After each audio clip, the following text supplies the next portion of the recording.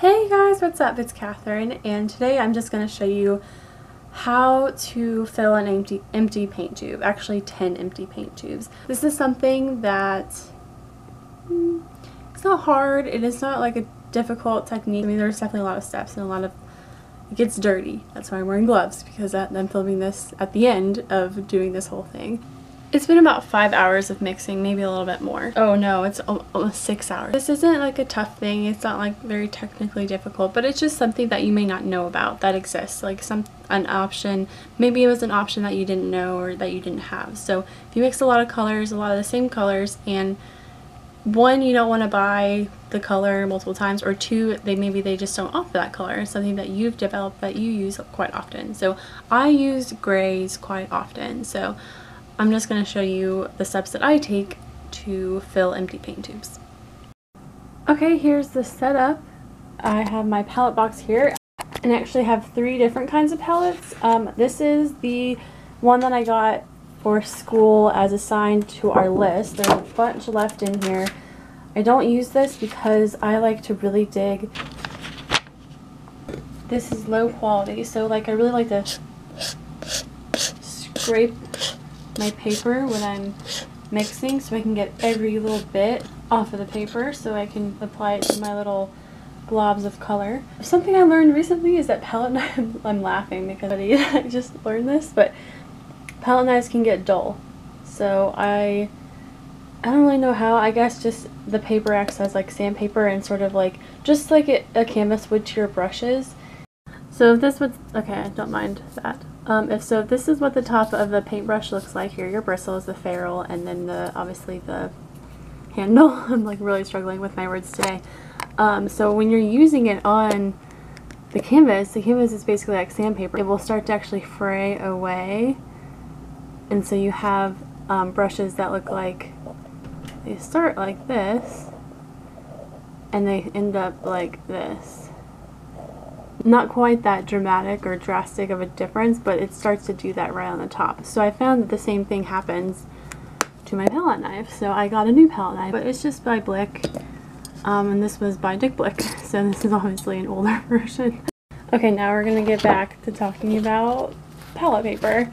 So my higher quality palette paper is this Gray Matters, and it's gray, as you can see. The reason we don't like the Blick palette is because it's low quality, and scraping it to mix your paint colors, you actually will kind of get pills of the paper in your paint. It will mix up into your paint, sort of like if you're using water-based markers. Here's the Gray Matters. They also say that it's neutral gray for like accurate color mixing, because like the white can kind of like reflect into your eyes, and it's like makes it more difficult. So we like the gray. A glass plate here, which I haven't used yet. Why did I do that? Let's stick it right in my box. Ooh, that's perfect. It fits in here just right. Take my sticker off, and it has a little gray background. Oh my god, so perfect. Paints. So this is Gamblin Ivory Black in the 10 and a titanium white in the 10. What are these called? What are these called? What are they called? Empty paint tubes. I have my 2 ounce empty paint tubes. I mix grays so often that it just sits on the canvas, or on my palette, and I don't use, oh, whoops. I don't use all of it, and I waste it. There's a nice skin on top, so the paint inside of the skin is wet, but I'm wasting what's in the skin because it sits on here for so long. Working on this painting right here. And I just wanted to show you guys how to fill empty paint tubes. Is mostly what this video is about. So, like I said, things you need: paint, mixing thing, mixing tray, whatever, mixing surface, palette knives, paint tubes. Also gloves, because it gets messy. Also, we have Netflix going because I'm going to be here for a very, very long time. And I would recommend a screwdriver. Fulcrum, I think, is the proper simple machine term. This part up, and it will open. When you open it up, there is a little piece of freezer paper in here, which just covers the top part of your paint. And all that is just oil that has settled. I don't really know where to put this right now. I guess that's a good place for it. So I use my palette knife to mix the top part. Alright, success. Freezer paper in there. You can see. I also have this older palette here just because it's going to help me eliminate a lot of the guesswork. I'm going to try to match these values as close as I can for value 1, value 2, like I said, etc. So that's going to help me a bunch. I've already done all the guesswork once, why do it again? Oh yeah, that is pretty. It's hard to see inside the black one. Can't scrape the sides, and it's such a total bummer because you want to. That's just like if you've ever baked or anything, and I have done some baking in my time, that you want to scrape the sides, but on the sides is a bunch of kind of just like dried paint. So you don't want all that dried paint in your mixing. It's just going to make it really difficult. Alright, one last look at the setup. Palette knives here. We're ready to go. Filling a bunch of this because look how many paint tubes I have, okay? I have a lot of paint tubes. Like I said, I'm going to be here for a long time. So hopefully this will fill 10 paint tubes. Oh my god. This is freaking me out right now. I'm really scared. I'm so scared of this right now. Okay, I'm going to use a little bit more. 16, so that's about half, I think. I'm going to do a little, like another little, and just for good measure, another little glop. Scariest thing that I've ever done. Like, oh my god.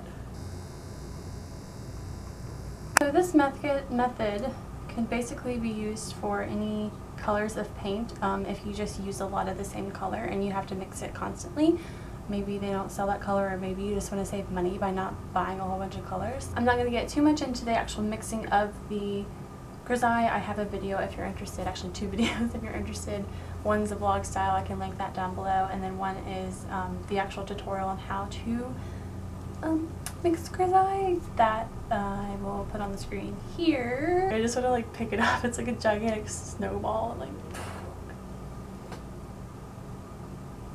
I don't even know how much to use. Like, is that good? I don't know. Let's put it over here. Alright, I'm going to start to fill my first one. So here's how the tubes come. Empty with a little thing on this edge. You want to take this off because otherwise air can get trapped down and you won't be able to fill it quite as well. So take your lid off. It's going to be see-through. And then you want to use a good amount of paint. There's not really science here. I don't know if there is. And just sort of pop it in. And then tap all the way down. And keep doing that.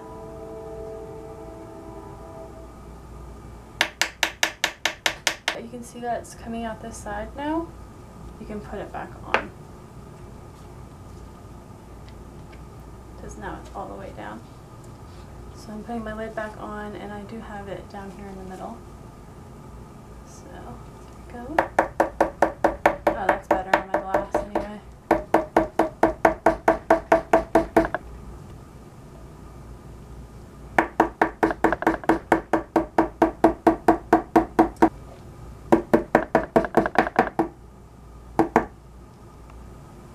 I don't know if you can see that or not.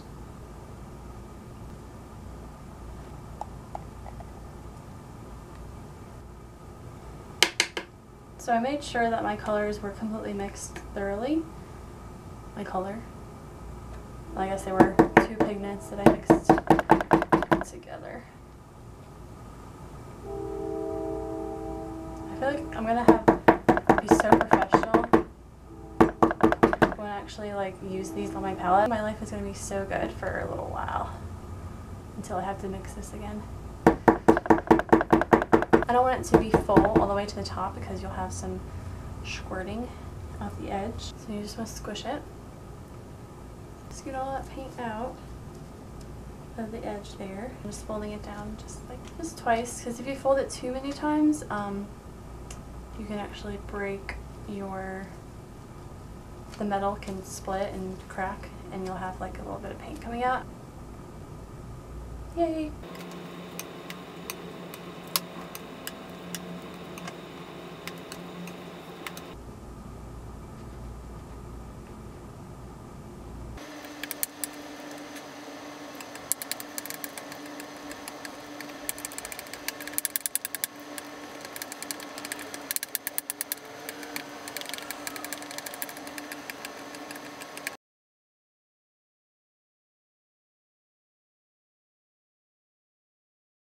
This would be halfway. It's just slightly over halfway, and I'm just going to pinch it if I can find where my camera is.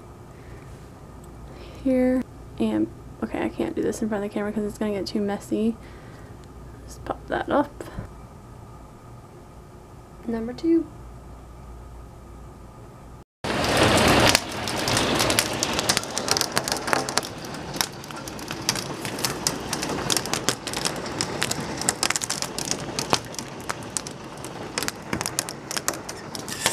Oh my god, look at that one. This is insane! Ah! Oh my god. I'm getting better at filling these. I'm on number 6 now. Look how much is left. Can you believe that? That's insane. I'm gonna have to pull some more white out, but that's fine. I'll deal with that when I get to that point. But filling number 6, like I said, and since I broke my last palette knife, which I like just raved over about how great it was, like I'm really bummed because that one was new. The nice thing about this is that it just goes right in there, and basically that same amount, but I'm going to be using more black for those, so maybe not quite. Stressful part when you have to remix all the white back to the same shade that you had it before you ran out of white.